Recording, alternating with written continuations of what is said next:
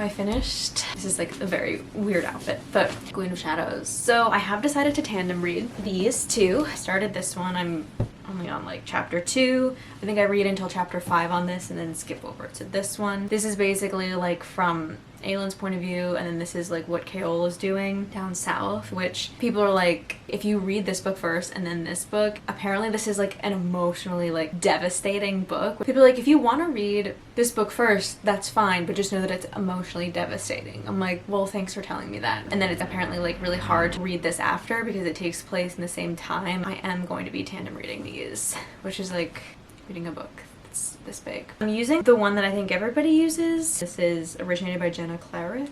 So that's where I am. I don't know if there's any other updates. I haven't done anything to my face yet. I just finished the first part of Empire of Shadows, right? That's what it's called? First 5 chapters. It's so frustrating because all of these men are obviously just misogynists and don't want like a young woman on the throne. Like, that's very clear to me. She literally saved the world, basically, like the entire continent, and I don't know why they're choosing to focus on the fact that she was like, it's like, bro, like she was enslaved like when she was 8. Enslaved like by the King of Assassins in one way, and then like literally like enslaved, and she like got out of that and saved the continent. It's just like, whatever. I'm gonna start this one now.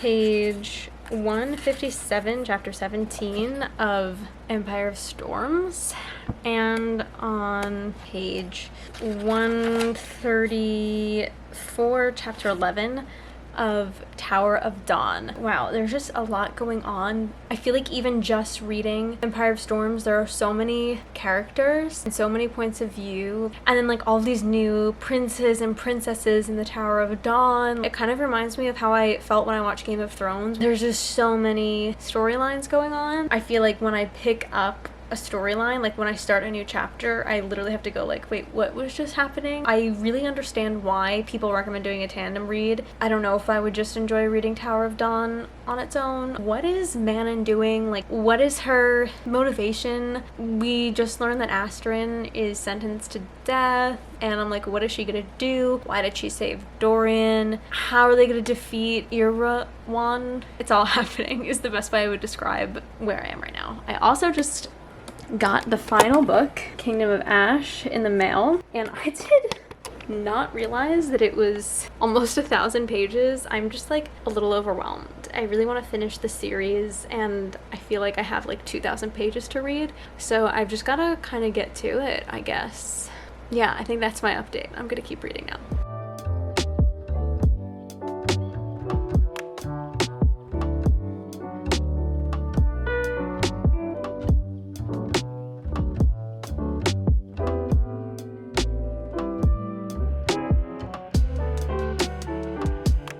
Wow, I feel like I knew Manon was going to save Astrid, but it was still surprising somehow and a great moment, and I'm really proud of her. Wait, so she killed her own sister in the beginning? I said that like Kourtney Kardashian, that was weird. But I'm just like, whoa. Queens not knowing they're queens and then claiming their queenhood. It's just like, we'd love to see it. I have 4 chapters of the Tower of Dawn, and then the next chapter of Empire of Storms isn't even a Manon chapter, so it's like, I feel like I'm gonna forget about the cliffhanger, and then I'm just gonna start reading it, and I'm gonna be like, wait, what just happened? Oh, right. Let's go.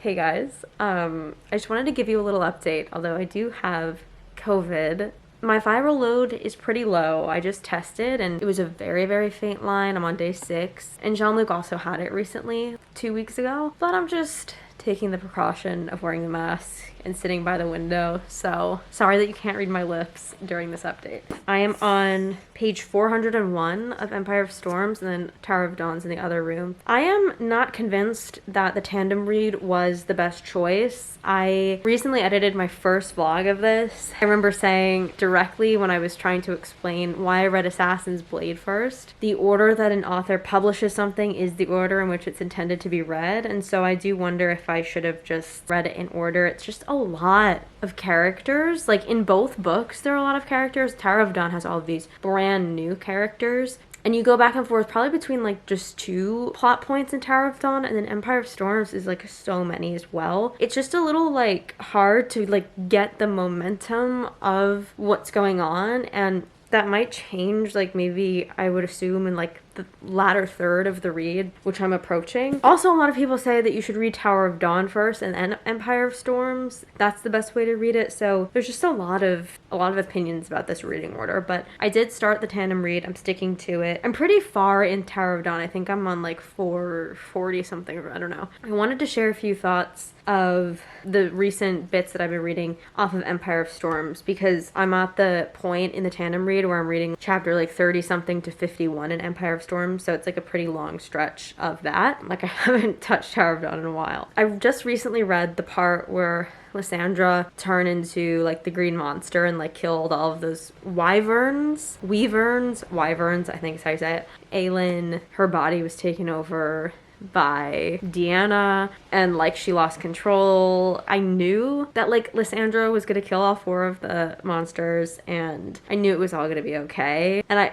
honestly was just waiting to move on to the next part as I was reading through that bit, just because it was like the middle of the book and I knew that like it was all probably gonna be okay. After that scene, Aelin and Rowan got jiggy with it. The moment where Manon landed on the ship is kind of the moment where I got pulled really back in, because I feel like it's just all of these people who are supposed to kind of hate each other and be at odds with each other are now coming together, and that's very exciting. I guess that's my little update.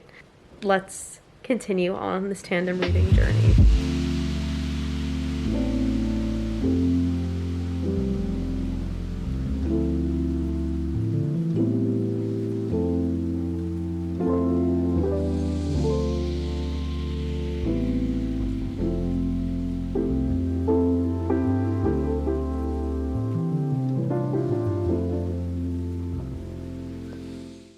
Look at my cheekbone. I feel so bad for Manon that Astrid is dead. Although I'm not 100% sure it's true. Like, I don't know if they were just kind of using that as a tactic to get at her or make her leave or turn against the people that she's with. I don't know. But that just sucks, because everything she did was in vain. Not really, but like kind of. I had a feeling Dorian was gonna try to hit Manon. By the way, it's the next day and I've tested negative, so the mask is gone. Fenris and Gabriel have some cute moments. If I'm saying their names right, I'm probably not though. Okay, I'm trying to remember, as I've been in Empire of Storms for a minute, like all of the people's, like the princes and the princesses' names, where Kaol is. But the one princess that tried to get the information where Aelin was and Kaol told her Skull's Bay, like it just makes me sus. Like, I think the people in the southern continent are working for Erewhon or Maeve or both. Not all of them. Like, I think that the prince that Nesrin is with is good. I'm curious to see like what's going on actually with all of them. I wouldn't be surprised if like the princess tried to kill the healer. God, it's like there's so many characters, it's so hard. Part of me thinks like because there's so many characters and like the stories happen at the same time, the tandem read is good, because otherwise like if I read the one full book all the way through, I might not understand like timeline wise like the connections between the two, but I guess all will become clear. Not Uncle Vernon. Wasn't Uncle Vernon the name of the evil uncle in Harry Potter 2? It was Uncle Vernon and Aunt Petunia. I hate this. I hate this. Lorcan, come on. Save her. God, like, leave her alone. I feel like I've just been reading these books for so long. Okay, so Vernon telling Elide that Manon is dead makes me feel like the Ilkin that told Manon that Astrid was dead, which I don't know why that hasn't been addressed again since, but never mind. Also could have been lying. Like, I feel like that kind of confirms or validates or further enhances my theory. Do you know what I mean? Do you know what I mean? Do you know what I mean? Wait, it is so cute that Lorcan, like, tore up his shirt, like, cut his shirt up so that Elide had something to use for her period. That's so sweet. It's gonna be really confusing once they get to Aelin, because, like, Aelin is Elide's queen. She's so important to her, and Lorcan wants to kill her. So that's gonna be a little wrench in their romance, I guess. I also feel like if the entire southern coast of, I'm gonna butcher the name of this, Ilwi, the southern country of the continent. The coast that's burning is, like, it shares a sea with the southern continent, so that's just kind of also suspicious to me. I think they're really stirring the pot down there. I think they're not that innocent. Okay, so I'm back in Tower of Dawn, and the family is just returning after 2 weeks away at a seaside estate to escape the summer heat. Is that really where they were? Or were they setting fire to the southern part of the northern continent? Do you know what I mean? Like, do you know what I mean? Do you know what I mean? I think I'm gonna start a separate series. Do you know what I mean? Like, do you know what I mean? There's so much going on in these books. It's exhausting. I can't believe there's another 1,000-page book after this one. I'm finishing these books today. I'm like, I don't know, 3/4 of the way through Empire Storms and like 2/3 to 3/4 of the way through 5/8 through Tower of Dawn. So we've got like 350 pages, and I just need to move on with my life. Oh, Kaol and Irene got together. Shocker. Let's get it.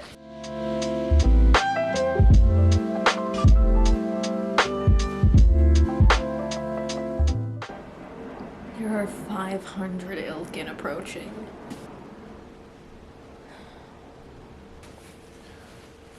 Oh, there's so many.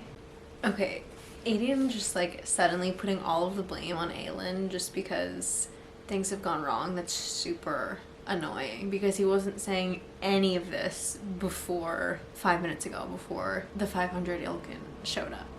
I also feel like part of this is a trap to make it look like Aelin burned the coast as well. Like, I feel like they're trying to create a story where they can now have a witch hunt for Aelin. It's like she's wicked through and through, but it's like she's not. She's trying to save everyone. Okay, I don't know why I got a little emo when Elaine is like seeing Elide for the first time and telling her that she looks like her mom.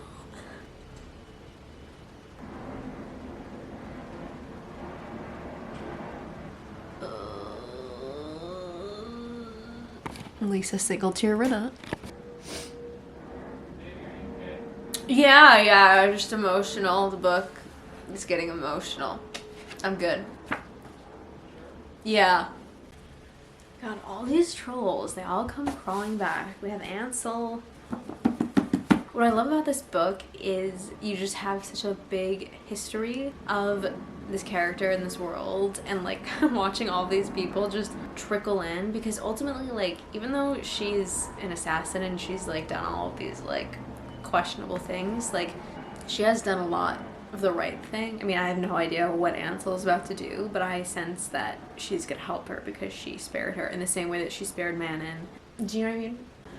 I just love in this story how all of these young rebels are now all queens and ladies of their land, and they're like 20, and they're like ready to take the world and make it what they want and what they see for their future. It almost makes me wonder why everyone in power in the United States is almost 80 years old. Oh, so now Maeve is queen of the Valg? Great. Fantastic.